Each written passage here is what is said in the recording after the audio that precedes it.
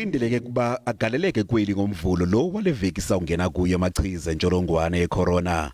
Urhulumente uthi uthenge amachiza omgomo abalelwa kwi-1 million eAstrazeneca. eAstrazeneca liveliswa eIndia kwaye sele lisetyenziswa kweli yalizwe.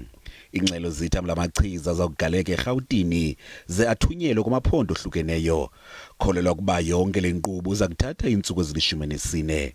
Inkulumbuso ese-India Narendra Modi uthi ilizwe lakhe libila lesoma livelisa lamachiza eAstrazeneca ngobuninzi kwaye uthi lamachiza azakunceda abantu abaninzi kwihlabathi ngokubanzi.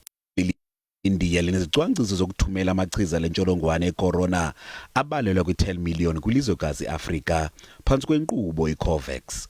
Ekugqibeleni uMzantsi Afrika kulindeleke ukuba ufumana amachiza omgomo abalelwa kwi-10 million phantsi kwale nkqubo iCOVAX.